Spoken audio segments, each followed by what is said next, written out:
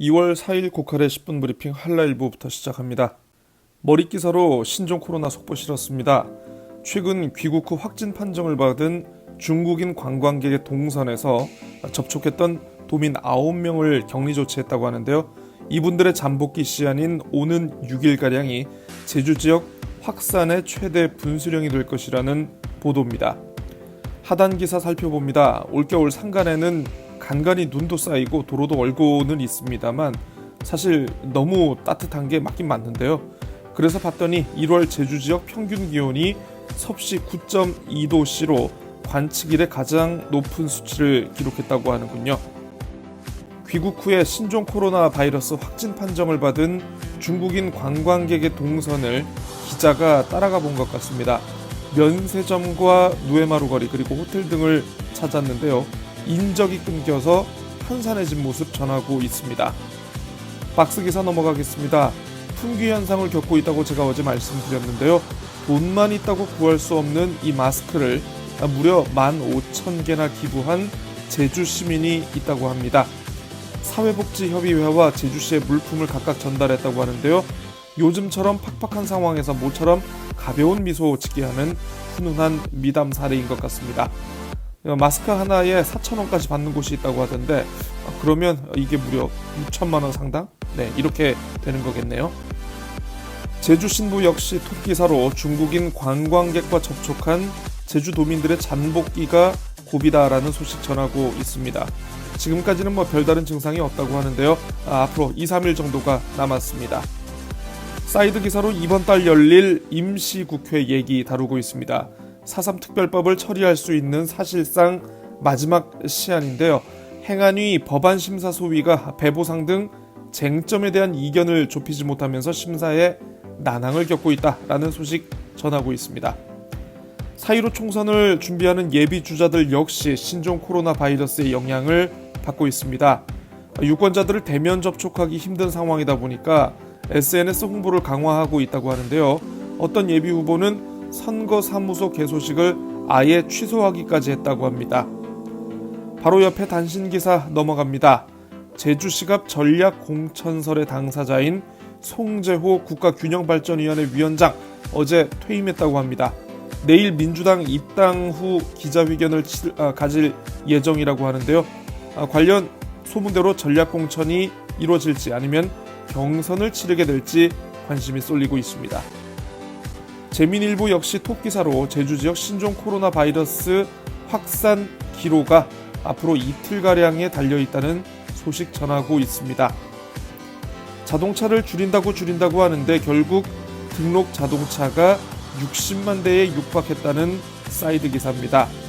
차고지 증명제 전면 시행에도 불구하고 차량이 증가한 만큼 보다 강력하고 실효성 있는 대책이 필요해 보입니다. 중국인 혐오증 확산이 우려된다는 박스 기사입니다. 이거 고급진 단어로 제노포비아라고 하는데요. 사진에서 보시는 것처럼 제주 시내 한 음식점이 아예 중국인 출입을 금지한다라는 그런 문구를 내다 붙였군요. 또 엄마들이 자주 가는 인터넷 카페가 있다고 하는데 그곳을 중심으로 중국인이 없는 마트와 약국을 수소문하는 것은 물론 중국인들을 비난하는 그런 게시글까지 올라오고 있다고 합니다. 펑춘타이 주 제주 중국 총영사가 어제 기자 간담회를 연 것 같습니다. 신종 코로나 바이러스 감염증 확산과 관련해서 최대한의 협력을 하겠다라고 약속하면서 무사증을 일시 중지한 우리나라의 조치에 대해서는 이해한다라는 그런 입장을 밝혔다는 기사입니다. 마지막으로 제주일보입니다. 신종 코로나 바이러스의 여파로 지역 상권이 위기에 처해 있다는 보도입니다. 토끼사는 물론이고 2, 3, 4, 5면에 걸쳐서 관련 내용 싣고 있는데요. 확진 판정을 받은 중국인 관광객이 다녀간 곳을 중심으로 인적이 싹 빠졌다고 합니다. 상인들의 불안감 커지고 있다면서 대책 마련을 요구하는 목소리들 전하고 있습니다. 제주와 중국을 잇는 직항노선 18개 가운데 15개가 이번 사태로 중단됐다고 합니다. 특히 오늘 0시를 기해 무사증이 일시 중단됨에 따라서 중국인들이 국내 다른 지역을 경유해서 제주에 들어오는 것도 이제는 불가능해졌다고 하는군요. 네, 너무 신종 코로나 얘기만 하는 것 같아서 다른 기사 좀 소개하려고 하는데요. 요즘 도내 곳곳에 전기차 충전 시설 많이 있죠. 그런데 그런 충전 시설에서 충전은 하지 않고 전기차만 주차하는 얌체족들 꽤 된다고 합니다. 제주국제공항 전기차 충전소를 보니까 7대 가운데 한 대를 제외한 6대가 단순 주차 차량이었다라고 하는데요. 관련 민원도 이어지고 있다고 합니다. 충전 방해 금지법이 시행되고 있습니다만 이게 일정 규모 이상인 경우에만 단속이 가능하다고 하니까 이런 소규모 충전 시설은 사각지대로 그대로 방치되어 있다라고 기사는 전하고 있습니다.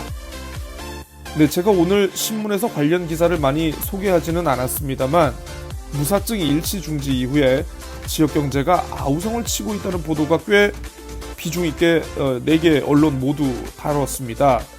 물론 지역의 어려운 현실을 극대화해서 보도하고 싶은 그런 언론의 속성을 이해하지 못하는 바는 아닙니다만 어제는 무사증 때문에 도민들이 불안감에 공포감을 호소한다는 그런 보도가 나오고 오늘은 또 무사증 일시 중지로 지역 경제가 어려움을 겪고 있다라는 그런 그때그때 달라요식 보도는 좀 어떻게 보면 뭘까요? 이제 뉴스 수용자들의 혼란을 가져오는 그런 상황이 아닐까 싶어요. 사실 좀 이런 보도 좀 고민을 해봐야 하는 것이 아닌가라는 그런 생각에서 오늘 썸네일을 이렇게 정해봤습니다.